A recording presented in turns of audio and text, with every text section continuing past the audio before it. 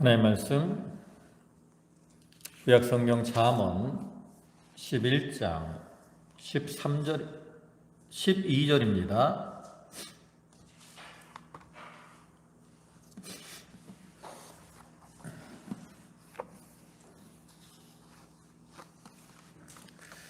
잠언 11장 12절 구약성경 페이지로는 922쪽 12절부터 23절까지 말씀입니다. 한 절씩 교독합니다. 지혜 없는 자는 그 이웃을 멸시하나 명철한 자는 잠잠하느니라.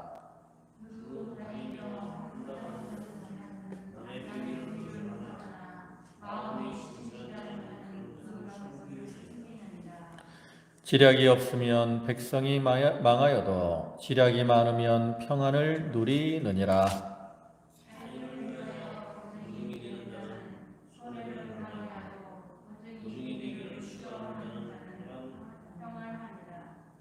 유덕한 여자는 존영을 얻고 근면한 남자는 재물을 얻느니라.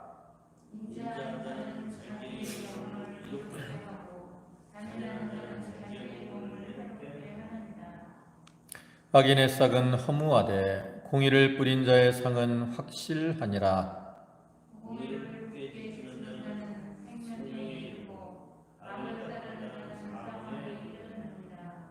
마음이 굽은 자는 여호와께 미움을 받아도 행위가 온전한 자는 그의 기뻐하심을 받느니라.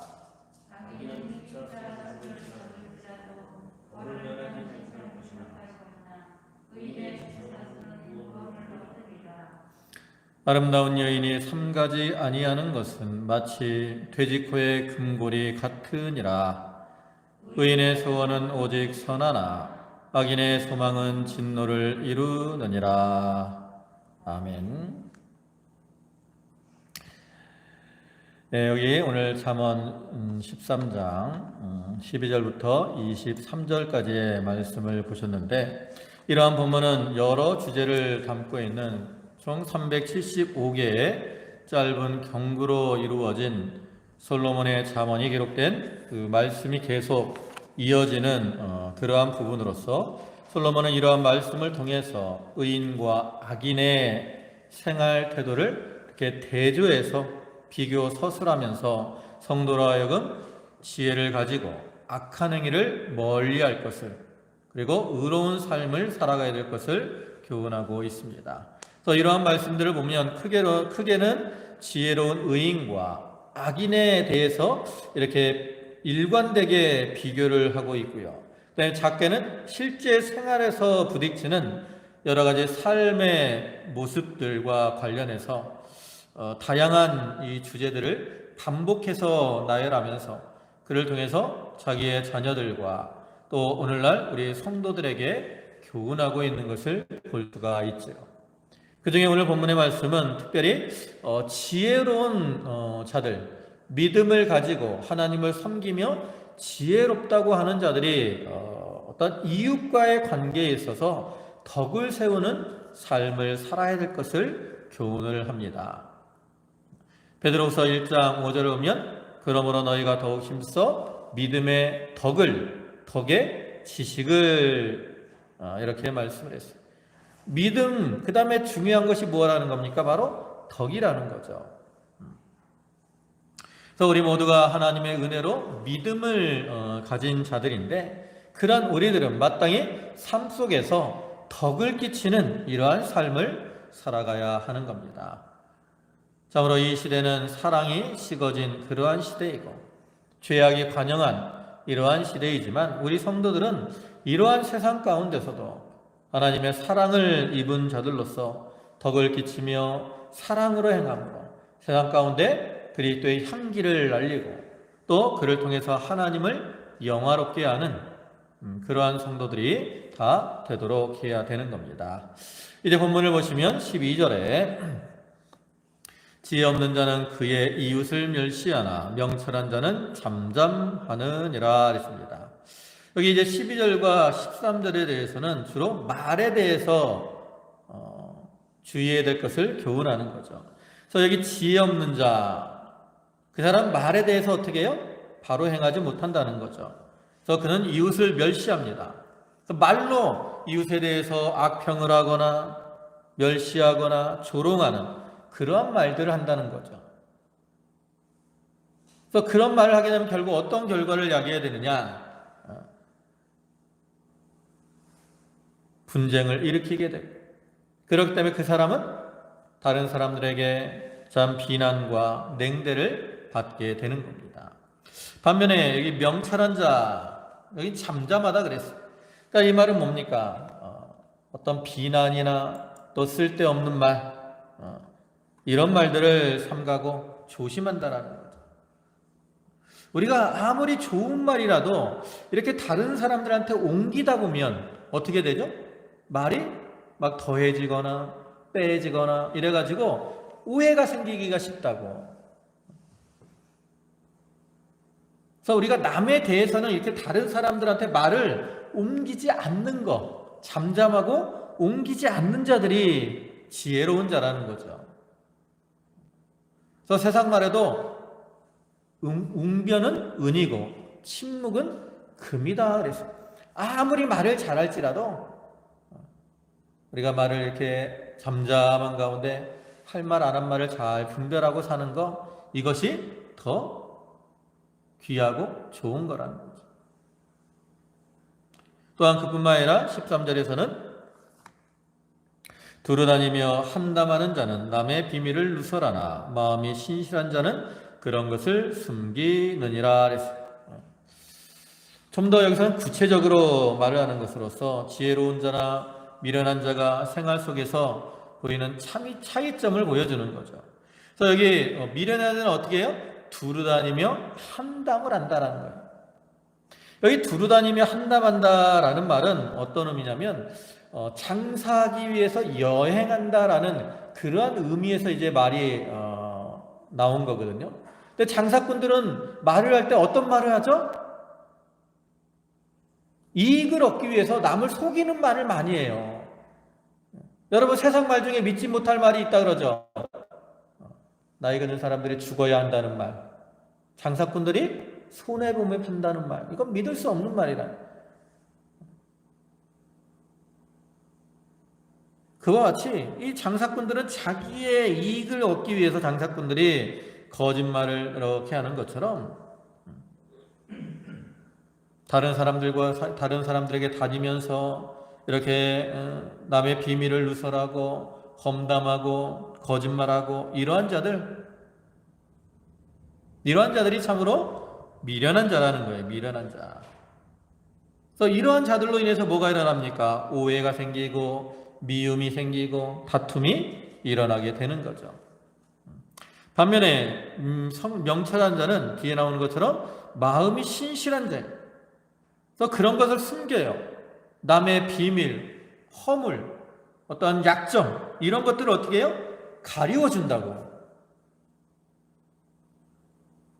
우리 사람들은 다 부족하기 때문에 누구나 약점이 있고 단점이 있습니다. 실수할 때도 있고 그것을 다 드러내게 되면 그것이 아무리 사실이라고 해도 그것을 다 드러내게 되면 어떻게 돼요? 미움이 생기고 다툼이 일어나게 되는 거죠. 그러나 그것을 이렇게 감싸주고 이렇게 숨겨주면 오히려 그러한 다툼을 막아주고 화합케 할 수가 있다라는 거죠. 그래서 우리는 이와 같이 말에 대해서 지혜로운 자가 되어서 남들에게 할 말 안 한 말 하지 말고 입술에 파수꾼을 세우고 말에 삼가는 자가 되어야 된다는 거죠. 또 14절에서는 지략이 없으면 백성이 망하여도 지략이 많으면 평안을 누리느니라. 여기 지략이 두 번 나오는데 앞에 지략은 견고하고 좋은 계획이나 충고 또 현명한 권고들을 가리킵니다. 그 다음에 뒤에 지략은 그 개역 성경에서는 모사라고 번역을 했습니다.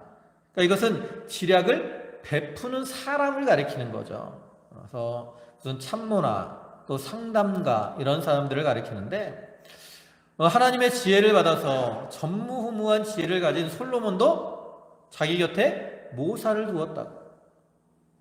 또 다윗 왕도 옆에 후세와 같은 좋은 모사를 둠으로 정치를 잘 할 수가 있었어. 그래서 이렇게 좋은 말로 옆에 권면해주고 충고해주는 그러한 사람이 있으면 어떻게 돼요? 평안을 누리게 된다라는 거죠. 실수할 거리가 줄어드니까. 또 그 사람의 말을 잘 따르면 어떤 다툼과 분쟁이 일어날 그러한 건수들이 줄어들게 되니까 그로 인해 평안을 누리게 되는 거죠. 그래서 우리는 누구를 모사로 두어야 되느냐? 하나님을 모사로 모시고 또 말씀을 모사로 모셔야 됩니다. 그래서 이사야 11장 2절을 보면 성령이 모략과 재능의 신이다 라고 말을 했습니다. 또 시편 19편 7절에서는 하나님의 말씀이 우둔한 자로 지혜롭게 한다 라고 말씀하죠. 즉 하나님의 말씀을 따르면 그것이 모사가 되어서 나를 권면하고 또 교훈함으로 내가 지혜를 얻게 된다라는 거죠. 그래서 우리는 성령의 인도를 잘 받으면서 또 말씀을 따라서 말씀을 깨닫고 그 말씀을 따라 행하면 그를 통해서 평안을 누리며 또 성공하는 삶을 살아갈 수가 있게 되는 겁니다. 또 15절에서는 타인을 위하여 보증이 되는 자는 손해를 당하여도 보증이 되기를 싫어하는 자는 평안하니라 그랬는데 이 말씀은 6장 1절과 2절의 말씀을 반복해서 교훈하는 것으로서 보증에 대해서 어떤 근본적으로 보증을 아예 하지 말아라 이러한 의미가 아니라 보증을 설 때에 신중한 자세를 가져야 될 것을 권면하는 그러한 말입니다. 보증을 설 때 우리가 함부로 서게 되면 그로 인해 손해를 보게 될 때가 많이 있죠. 그래서 잠언 22장 26절부터 보면 너는 사람과 더불어 손을 잡지 말며 남의 빛에 보증을 서지 말라. 만일 갚을 것이 내게 없으면 내 누운 침상도 빼앗길 것이라. 내가 어찌 그리 하겠느냐. 그러니까 우리가 보증을 이렇게 누가 보증을 나한테 서달라고 부탁을 할 때 그 사람들이 나는 망할 거니까 보증 서달라고 하진 않아요. 그죠? 이번 한 번만 보증을 서주면 내가 꼭 이건 100% 성공하는 일이야. 이렇게 장담을 하면서 이제 보증을 서달라고 말을 하잖아요.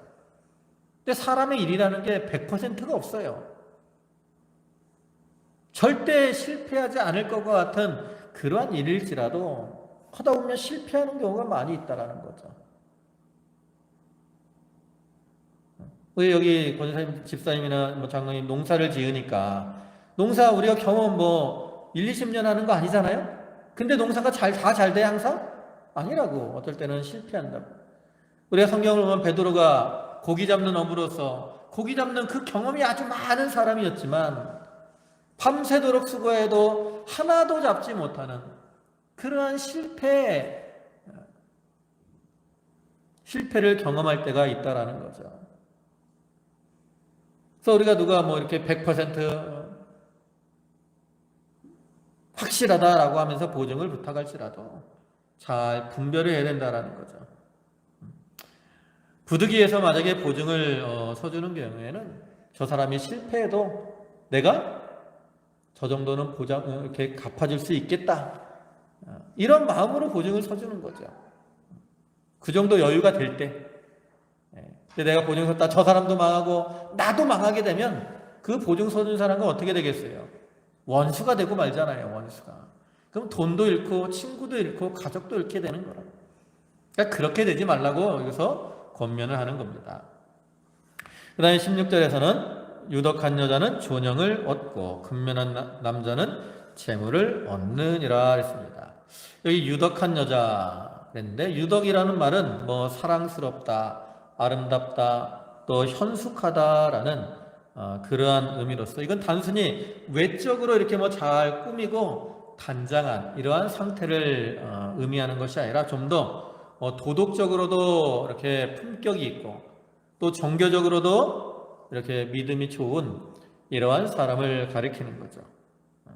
그래서 이러한 여인은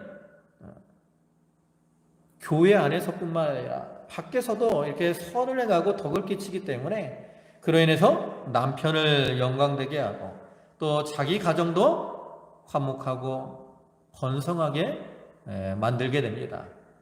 그렇기 때문에 사람들이 저 여자는, 저 부인은 하면서 존경하게 된다라는 거죠.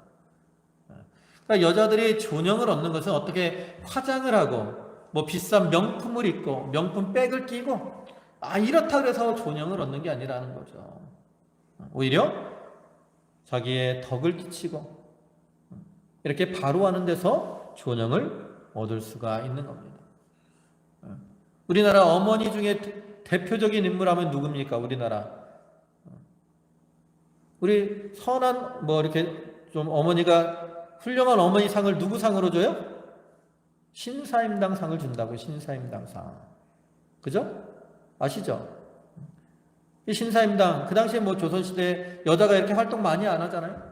근데 아들 이 율곡 이이를 잘 길렀기 때문에 그 신사임당이라는 여인이 사람들에게 현숙한 어머니로 인정을 받는 거예요. 신앙적으로는 그 모니카라는 여인이 있습니다. 누구냐면 성 어거스틴의 어머니라. 그 어거스틴이 참 방탕하고 잘못된 길로 나갈 때 그 어머니가 믿음으로 그 아들을 위해서 기도하며 양육했기 때문에 나중에 그 아들이 이제 성자라고 인정을 받을 만한 좋은 신앙의 인물이 되었다. 그러니까 그 어머니까지도 좋은 어머니로 인정을 받는 거죠. 그게 바로 유덕한 여인이 존영을 얻는 겁니다. 그 다음에 여기 근면한 남자는 재물을 얻는다 그랬는데 이 근면하다라는 말은 두 가지 긍정적인 의미와 부정적인 의미가 있어요. 긍정적인 의미로는 강한 또 힘센 부지런한 이러한 의미가 있고요. 그 다음에 부정적인 말로는 난폭한 또는 천재적인이라는 이러한 의미를 가지고 있습니다. 그래서 이 말을 긍정적으로 이제 해석을 하면 이 근면한 남자는 허황된 것을 꿈꾸지 않고 성실하게 노력하며 사는 이러한 사람을 가리키는 것으로 볼 수 있죠. 그렇기 때문에 이 말 전체는 남자나 여자나 할 것 없이 이렇게 지혜를 얻은 사람이 이 땅에서 누릴 수 있는 축복을 상기시키는 것이라고 할 수 있습니다. 반면에 이 말을 이제 부정적으로 해석을 하면 힘세고 난폭한 자는 재물만을 얻게 된다라는 이러한 말로서 비교하는 거죠.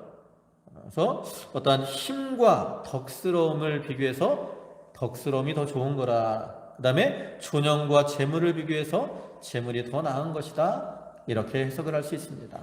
근데 이제 강에서는 주로 이제 긍정적인 의미로 해석을 했는데, 그러니까 여자는 덕을 세워나가는 것이 중요하고 남자는 근면하는 것이 중요하다라는 거죠. 아담과 하와가 이렇게 범죄하고 타락을 했을 때 하나님께서 아담에게 하시는 말씀이 있죠. 저주인데 아담에게 이제 심판하실 때 뭐라 그래? 내가 수고하고 땀을 흘려야 식물을 먹을 수 있게 될 것이다 라고 말씀한다. 이 말은 무슨 의미입니까? 이 땅에서 근면하고 성실하게 살아야 그것이 하나님의 뜻에 맞는 삶이라는 거죠.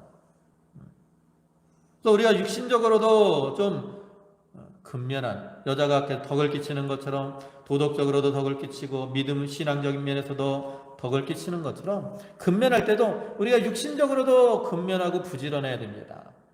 거기에 영적, 신앙적인 면에 있어서도 또 우리가 근면해야 돼요. 근면 성실할 자가 신령한 양식을 많이 얻을 수 있고 영적으로 부유한 자가 될 수 있고 그 가운데서 기쁨과 만족을 누리며 살아갈 수가 있는 겁니다. 또 17절에 인자한 자는 자기 영혼을 이롭게 하고 천인한 자는 자기의 몸을 해롭게 하느니라 했습니다. 여기 인자한 자다 그랬어요. 인자한 자는 어떠한 자를 가리킵니까? 사랑이 풍성한 자입니다. 이렇게 사랑이 풍성하기 때문에 그 사람은 항상 이렇게 선하고 상냥하고 또 쾌활한 이러한 마음으로 행하죠. 그렇기 때문에 이 사람은 자기가 벌써 마음속이 어때요? 기쁘고 즐겁다고. 그러니까 영혼이 어떻게 돼요? 이로운 거죠. 평안하니까 이로운 거예요. 영혼이 우리가 평안해야 영혼이 이로운 겁니다. 마음이 평안해야. 그뿐만 아니라 또 이러한 사람은 자기가 이렇게 즐겁기 때문에 다른 이들에게도 어떻게 행합니까? 사랑으로 행하고 덕을 끼치는 거죠. 그래서 하나님이 그의 삶을 기쁘고 또 풍족하게 해주시는 거예요. 반면에 여기 잔인한 자는 그 마음속으로 행동이 잔인한 것뿐만 아니라 벌써 마음속으로 악하고 잔인한 이러한 생각을 품고 행하는 것을 가리킵니다. 또 마음에 이렇게 벌써 악하고 잔인한 생각을 품었기 때문에 다른 사람들에게 어떻게 해요? 해를 끼친다고. 또 행동이 어떻게 해요? 악해요. 그래서 행동이 악하기 때문에 그로 인해서 자기가 상하게 될 때가 많고요. 이러한 자들은 궁극적으로 하나님의 심판을 당하게 됩니다. 그러니까 하나님의 심판을 당하게 되니까 자기의 영혼도 해를 이루게 되고 마는 거죠. 야고보 2장 13절을 보면 긍휼이 심판을 이기고 자랑한다라고 말씀합니다. 여기서 말하는 긍휼은 바로 사랑을 가리키는 거예요. 우리가 다른 사람들에 대한 사랑을 품고 행하면 심판을 이기고 하나님의 자랑거리가 되는 거예요. 우리가 지금 고난주간을 보내고 있는데 예수님께서 이 땅에 오셔서 우리에게 본을 보여주신 게 있다 그랬잖아요. 그 중에 첫 번째가 뭐라 그랬습니까? 바로 사랑의 본을 보여주셨다 그랬잖아요. 자기의 사람들을 사랑하시되 끝까지 사랑하시니라. 그때 말씀드릴 때 그랬잖아요. 예수님이 그렇게 사랑하는 자들이 과연 사랑을 받을 만한 그러한 자격이 있는 자들이었느냐. 거기는 제자들은 다 어떤 자들이었어요? 한 사람은 예수님을 팔아먹을 자였고, 한 사람은 예수님을 3번이나 모른다고 부인할 자였고, 또 다른 제자들은 다 예수님을 버리고 도망갈 이러한 자들이었다고. 그렇지만 예수님은 그러한 자들을 미워하지 않고 어떻게 하셨어요? 사랑하셨어요. 또한 자기가 십자가에 못 박혀 죽는 순간에도 자기를 십자가에 못 박는 그 자들을 위해서 사랑으로 기도해 주셨다. 그렇기 때문에 예수님이 온전한 승리를 이루게 되신 거죠. 만약에 예수님께서 그들에 대한 미움을 조금이라도 품었다면 그로 인해 하나님과의 영적 교통이 막혔을 것이고 영적 흑암에 빠지게 되고 말았을 겁니다. 그러면 예수님의 구원은 완전할 수가 없는 거죠. 그래서 오늘날 우리들도 이렇게 이렇게 사랑으로 행하는 것이 하나님을 기쁘시게 하는 것뿐만 아니라 또 자기 영혼이 축복을 받는 그런 비결이라는 것을 우리가 깨닫고 악을 악으로 갚지 말고 선으로 악을 이기고 나가는 그러한 삶을 살아가야 되는 거죠. 또 18절에는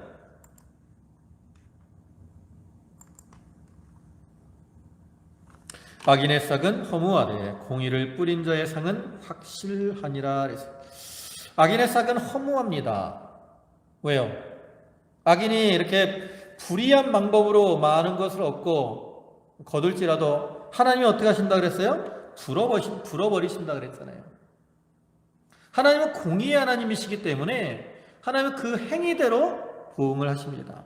그래서 악한 자들이 악을 행하면서 많은 것을 이렇게 쌓을지라도 하나님은 그들의 악한 행위에 대해서 반드시 심판하시고 다 흩어버리시는 거예요. 그래서 그들은 자기들의 수고한 것이 다 사라지기 때문에 허무하게 되고 마는 거죠. 반면에 공의를 뿌린 자는 어떻게 된다 그랬습니까? 그 상이 확실해요. 왜 상이 확실하냐? 우리가 이 땅에선 상을 받아도 그 상은 계속 가는 게 아니에요. 언젠가는 없어진다고. 그러나 우리가 하나님 앞에 공의를 행한 것은 그 상이 어디에 쌓입니까? 하늘나라에 쌓이는 거예요. 하늘나라. 하늘나라에 상이 쌓이기 때문에 그 상이 결코 없어지지 않아요. 또 세상에서는 가끔 상이 어떤 뭐 이렇게 이익이나 무슨 이런 것들로 뭐 겉모술수 때문에 다른 사람, 이 사람이 마땅히 받아야 할 생이 다른 사람이 받기도 한다고. 그러나 하나님이 우리에게 주시는 상은 결코 없어지거나 잘못되지 않아요. 확실하게 우리에게 주어지는 겁니다. 또 우리는 이런 하나님의 공의로우심을 기억하고 그 공의의 하나님 앞에 어떻게 행해야 된다는 겁니까? 바로 행해야 된다라는 거죠. 또 이어서 19절에서도 마찬가지입니다. 19절 보시면 공의를 굳게 지키는 자는 생명에 이르고 악을 따르는 자는 사망에 이르느니라 했습니다.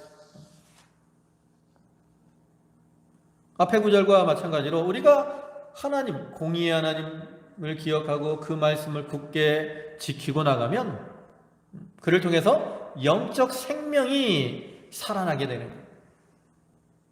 그게 바로 생명에 이르는 거죠. 반대로 악을 따르는 것은 결국 말씀을 떠나 사는 이러한 생활을 가리키는 것으로서 말씀을 떠나 악한 길로 가니까 그들은 어떤 길로 걸어가는 거예요? 사망의 길로 걸어가는 거죠.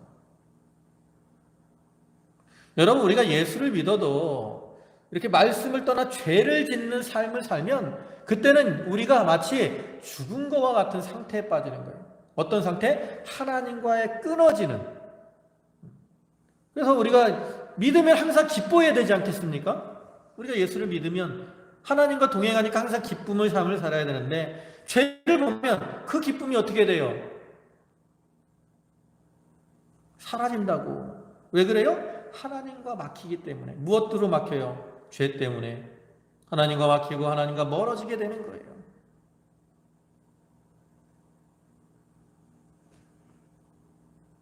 그래서 우리가 참된 기쁨을 누리며 살려면 이와 같이 공의를 따르며 말씀대로 행하는 이러한 삶을 살아가야 되는 거예요. 이 말씀 한마디가 천하보다 귀하다 그랬습니다. 우리가 육신의 생명을 포기하더라도 이 말씀은 끝까지 붙들고 나가야 되는 거죠. 근데 그게 뭐 처음부터 되는 게 아니기 때문에 작은 말씀 하나하나를 지키려고 힘을 써 나가야 되는 거죠. 한 단계, 한 단계, 한 단계 이렇게 밟아 나가다 보면 어느 순간 나도 모르게 주를 위해서 말씀을 지키기 위해서 생명까지 포기할 수 있는 그러한 자리에 올라가는 거죠.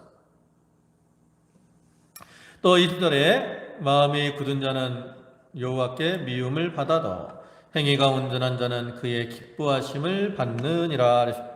여기 마음이 굽은 자, 개역성경에서는 마음이 패려한 자라고 표현을 했는데 이것은 마음이 정직하지 못하고 굽어져 있고 양심을 저버리고 사는 이러한 상태를 가리킵니다. 근데 하나님은 어떤 하나님입니까? 하나님은 정직하시고 신실하신 하나님이라고. 그런 하나님이기 때문에 우리가 이렇게 마음이 굽은 자가 되어서 구부러진 길로 가는 거 하나님이 기뻐하지 않아요. 미워하신다고. 반면에 행위가 온전한 자는 어떤 행위가 있습니까? 선한 양심을 따라서 말씀대로 행하는 그러한 자들이죠. 그렇기 때문에 그러한 자들은 하나님의 기뻐하심을 입는 거예요. 우리가 성경을 보면 하나님이 당대 의인이다라고 인정하는 사람이 있어요. 노아도 당대 의인이다라고 그랬고 아브라함도 하나님이 의롭다라고 인정을 해주셨어요. 그들이 그렇게 하나님 앞에 인정을 받은 것은 자기의 선한 양심을 따라서 하나님 앞에 바로 살려고 힘을 썼기 때문이죠. 그래서 우리도 그와 같이 선한 양심을 따라서 하나님이 원하시는 그러한 모습대로 살려고 힘을 써야 됩니다. 그래야 하나님의 기뻐하심을 입을 수가 있어요.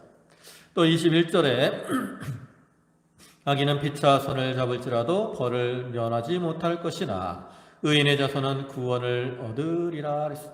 여기 악인이 피차 손을 잡는다 그랬는데 이 말은 실패하지 않으려고 자기들을 보호하려고 이렇게 서로 연합하고 나가는 걸 가리키는 거죠.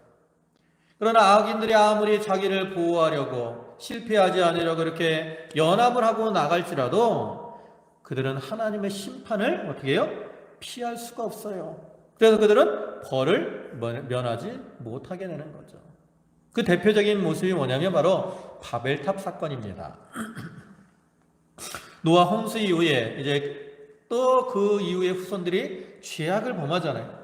그러니까 이제 하나님이 또 홍수로 자기들을 심판하시고 흩어버리실 것을 두려워했어요. 그래서 그들이 뭐예요? 자기들이 힘을 합쳐서 뭘 쌓습니까? 하늘까지 탑을 쌓자 그래갖고 바벨탑을 쌓는다고. 그들은 흩어짐을 면하려고 탑을 쌓은 거예요. 근데 그 가운데 하나님이 이제 그들의 언어를 혼잡케 하니까 어떻게 됩니까? 결국은 흩어져 살 수밖에 없게 되는 거죠. 아무리 인간이 자기들의 죄악을 이렇게 심판을 면해 보려고 협력하고 손을 모아도 그들은 결코 하나님의 심판을 면할 수가 없는 거예요. 반면에 의인의 자손은 구원을 얻는다 그랬습니다.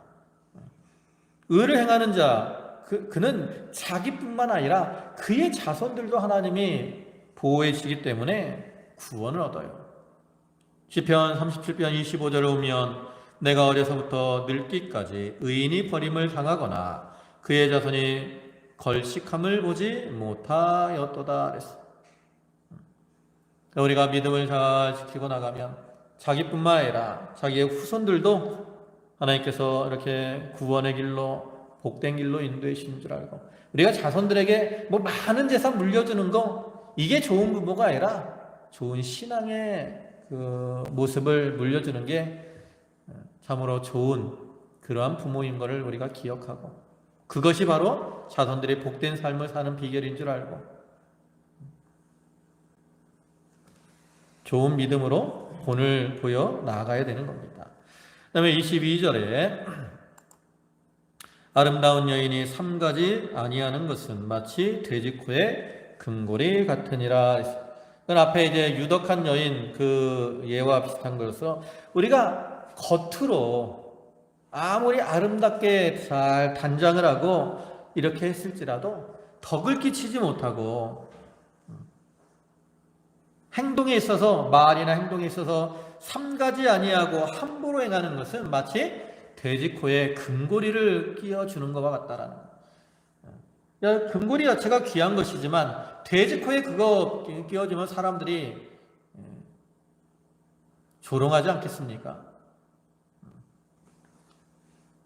그래서 우리가 겉으로 아무리 단장을 잘 했을지라도 도덕적으로 이 품행이 바로 되지 못하면 다른 사람들에게 웃음거리가 될 수밖에 없는. 우리가 가끔 이제 뭐 뉴스 보면 뭐 백화점이나 이런 데서 갑질하는 사람들 나오잖아요. 뭐 부잣집, 뭐 재벌집 사모님이 갑질을 하거나 또 무슨 높은 자리에 있는 사람이 갑질을 하거나, 이게 다 그거예요. 돼지코에 금고리 같이 손가락질 당하고 부끄러움을 당할 수밖에 없다. 그러니까 우리는 이건 여인만을 얘기하는 게 아니에요. 우리 모든 성도들은 이렇게 말이나 행실에 있어서 덕을 끼치고 삼가는 이러한 생활을 해야 될 것을 교훈하는 거죠. 네, 마지막으로 23절에 의인의 소원은 오직 선하나 악인의 소망은 진노를 이루느니라 그랬습니다.